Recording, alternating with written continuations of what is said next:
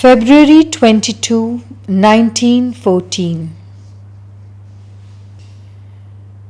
When I was a child of about 13, for nearly a year every night, as soon as I had gone to bed, it seemed to me that I went out of my body and rose straight up above the house, then above the city, very high above. Then I used to see myself clad in a magnificent golden robe, much longer than myself, and as I rose higher, the robe would stretch, spreading out in a circle around me to form a kind of immense roof over the city. Then I would see men, women, children, old men, the sick, the unfortunate, coming out from every side. They would gather under the outspread robe, begging for help, telling of their miseries, their suffering, their hardships.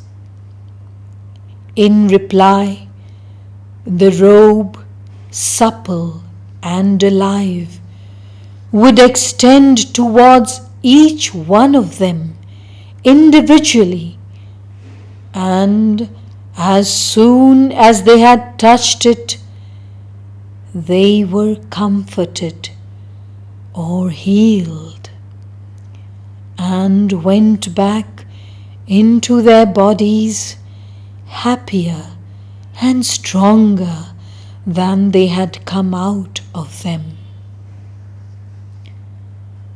Nothing seemed more beautiful to me, nothing could make me happier, and all the activities of the day seemed dull and colourless and without any real life beside this activity of the night, which was the true life for me.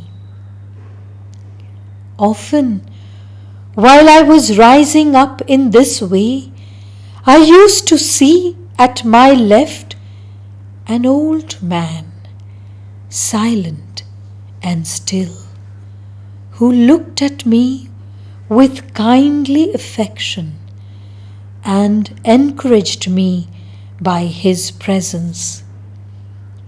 This old man, dressed in a long dark purple robe, was the personification, as I came to know later, of him who is called the Man of Sorrows.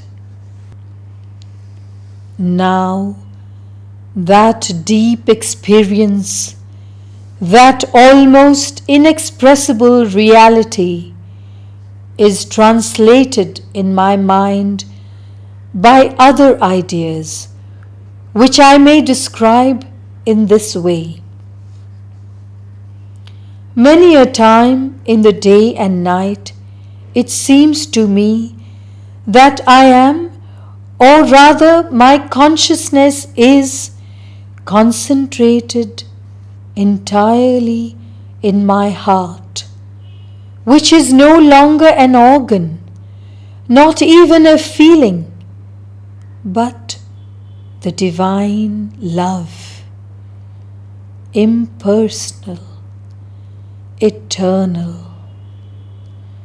And being this love, I feel myself living at the center of each thing upon the entire earth.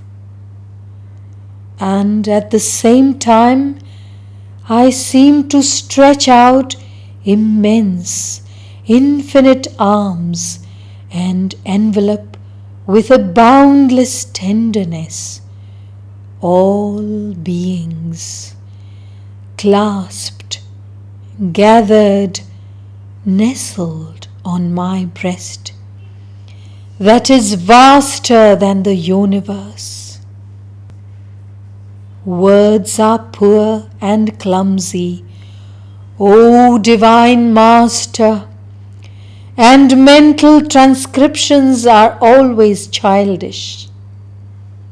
But my aspiration to Thee is constant, and truly speaking, it is very often Thou, and Thou alone who livest in this body, this imperfect means of manifesting Thee.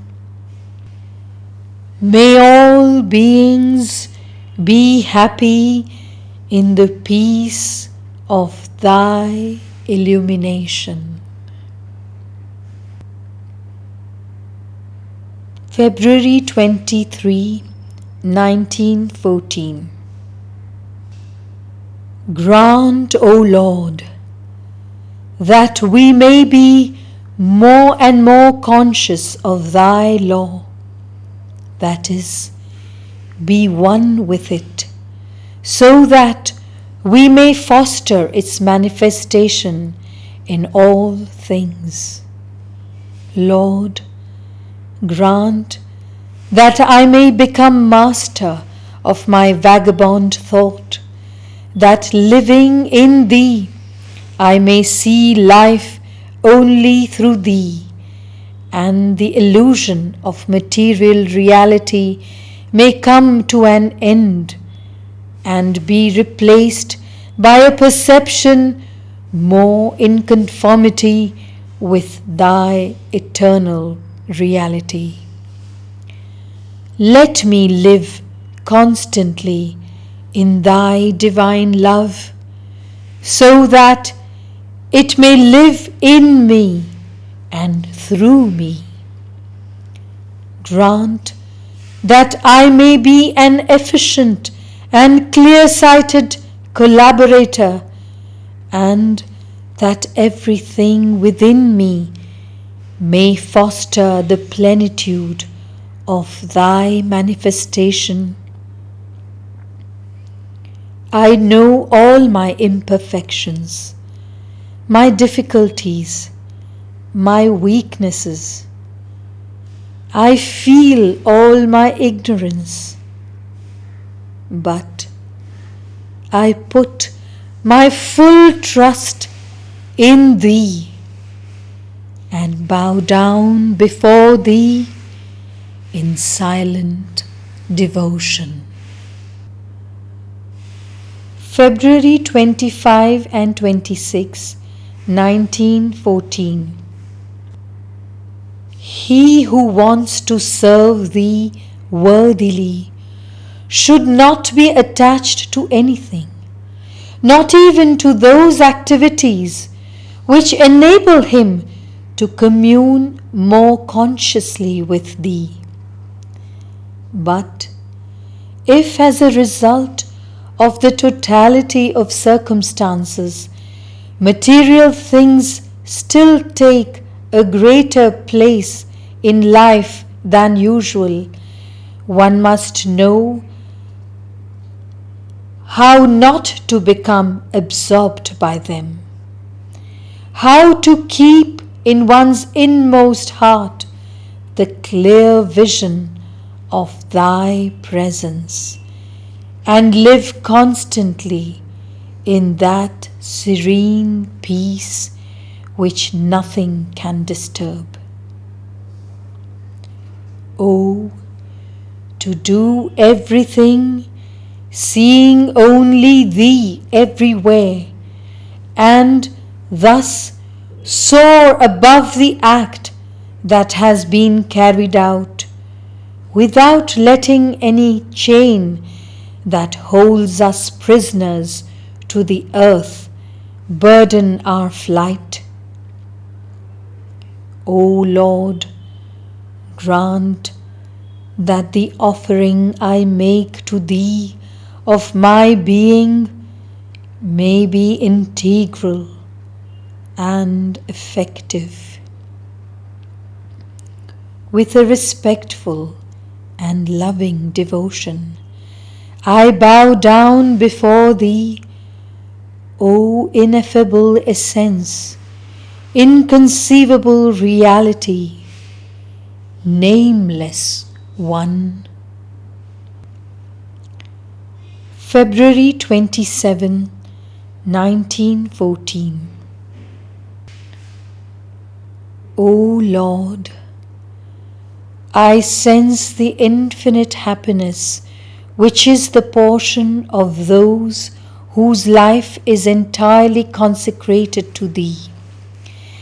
And this does not depend upon outer circumstances, but on one's own state of being and its greater or lesser degree of illumination. A perfect consecration to Thy law cannot but bring about modifications in the totality of circumstances. Yet it is not these which make possible and express this perfect consecration. I mean that it is not under certain circumstances always the same for all that Thy law is manifested. For every one, this manifestation is different according to his temperament, that is, according to the mission which for the moment is assigned to him in physical life. But what is unchangeable and universal is the happy peace, the luminous and immutable serenity of all those who are solely consecrated to Thee, who no longer have any darkness, ignorance, egoistic attachment or bad will in them. Oh, may all awake to this divine peace.